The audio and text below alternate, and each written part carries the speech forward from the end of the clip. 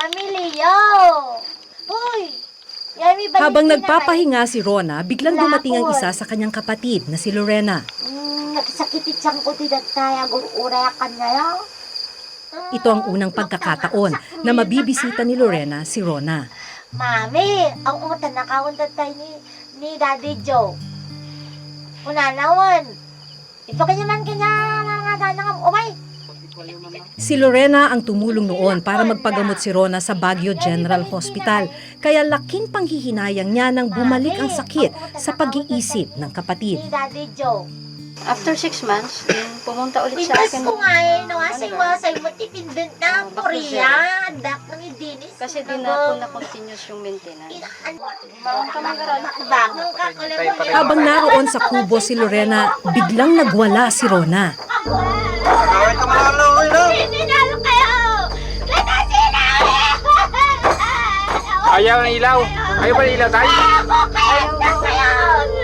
Medyo silaw mo, tibagket ka mag-iilaw! Patayin niyo na! Dahil ayaw daw kumain ng hapunan ni Rona, nagpa siya si Mang Jo na pagpahingain na lang siya. Ako kayo na silaw! Ang pusa sang Sofia Calorina! Bimon TV ng kamanganang! Nadakas ka na! Ang pusa sang gayon!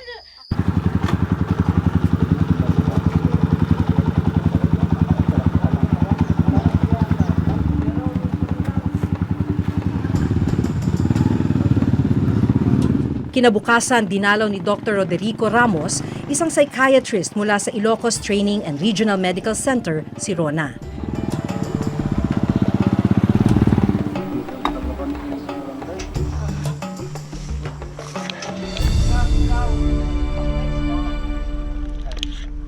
Pagdating sa kubo, agad kinausap at sinuri ng doktor si Rona. Madam, alam mo to? Alam mo ko na yan? Alam ko yan, video, camera. Video. Kasi kung minsan, lumalabas ako na hindi ko namamalayan. Okay. May nag-iikot ng isip ko na hindi ko. Alam kong hindi ko... Kinakausap ka? Oo. Kaya ka lumalabas? Minsan, iba ang busis sa gila ko. Dahil kahit papaano ay nakakasagot pa daw ng maayos at tama si Rona, hindi muna inirekomenda ni Dr. Ramos na dalhin siya sa ospital. Binigyan muna si Rona ng gamot para sa 1 buwan. Sinatawag namin psychotic yung nasisiraan ng ulo. 2 klaseng sakit. Yung isa mas maganda, yung isa mas pangit. Yung sa kanya mukhang mas maganda eh. Kasi yung pangit, pag hindi ginagamot for 10 years, talagang, alam mo yung regress, hindi mo makakausap ng ganyan. In spite of no medications for 10 years, she's still like that. Mukhang okay. 99.9% sure so long as she takes medicines. Mag-i-improve in less than a week. Manang, ma'am, pero ano ha, babantay-bantayan. Like once a week, puntahan mo basta. Siguradong uminom ng gamot. Habang nagbibilin si Dr. Ramos kay Mang Jo at sa health worker na si Aling Tessie, Kalabas. biglang lumabas mula sa kulungan si Rona. Ayaw raw niyang uminom ng gamot. Anak ko, mar... Angela. Ka, madam. Ay, tid mo kanya nataduan. Kiniso na, tumarin na. Oo, sige. Ako, bagay dagita. Kapag na ako, Dahil tumatakas sa pag-inom ng gamot, naglakad si Rona papuntang palayan. Dahil hindi na sanay maglakad, natumba si Rona. Tay. Kasi mga nasinilas mo. haan ko kaya diyan sinilas ng dada. Anya nga nga pag sinilas mo nga. Igata anak ton. Intang nga rin. Igje barayan. Ay, Kinailangan siyang alalayan at buhati ni Mang Jo pabalik sa kubo.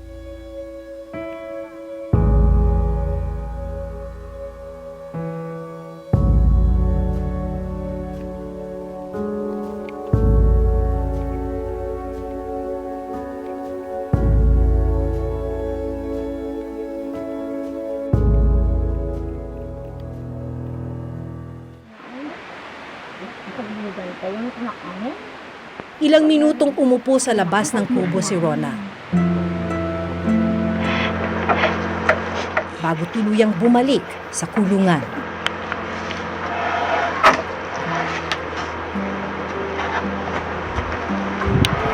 habang matagal nyo nang pinaiinom yung gamot, pwede na siyang pabayaang mag-isa. Paalala ni Dr. Ramos, habang umiinom ng gamot, dapat ay hindi na ikulong si Rona at hayaan siyang makagawa ng ibang gawaing bahay. Ala, sarasaraan naman ano! Rumara ka na! Iruwar na ko!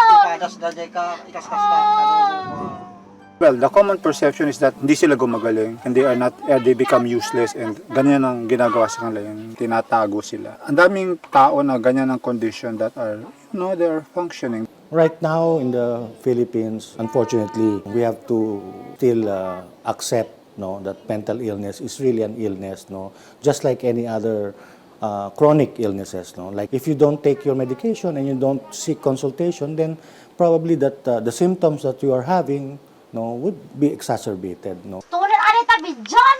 Sa ngayon, inoobserbahan pa rin ang kondisyon ni Rona habang iniinom ang kanyang gamot. Nailiwakan, Ayariha. Ang balak ng LGU with our leadership, we'd like to solicit outside sources or foundations or other philanthropists in order to cater to her needs. Lumalabas sa pag-aaral ng WHO na may 2 mental health worker lang sa kada 100,000 Pilipino. Noong nakaraang taon na isabatas ang Mental Health Act, bahagi nito ang pagbibigay ng training sa mga rural health workers sa buong bansa para mabigyan ng agarang assessment ang sinumang may mental disorder sa kanilang nasasakupan. We're training them on MHGAP. At the primary level, pwede na nilang matingnan, pwede na nilang ma-recognize kung anong mga common mental health conditions. At meron na rin kaming binibigay na mga treatment and management. May mga packages of, may mga gamot na pwedeng ibigay kung kailangan niya ng gamot. May mga psychosocial support services. Here in the National Center for Mental Health, our outpatient consultation receives around 300 outpatient per day. They can go here, for sure they'll be seen, and if they are proved to be indigent, then they have wala na silang babayaran. Sa pagkakapasa ng mental health law, tumaas rin ang pondong inilaan para sa mental health. Okay, as of the moment, ang budget po natin is 2.5 of the total budget of the Department of Health. So medyo we hope that by the end of the next 3 years or 2023, makakaabot na tayo sa 5%. Billionaire! Hindi man madaling intindihin kung ano ang tumatakbo sa isip ng mga gaya ni Rona. Mahalagang maalis raw ang stigma sa mga gaya nila na hindi sila dapat katakutan. Hindi sila dapat itago, bagkus ay ilapit sa mga doktor o pagamutan. Dahil may pag-asa silang gumaling at muling mamuhay ng normal.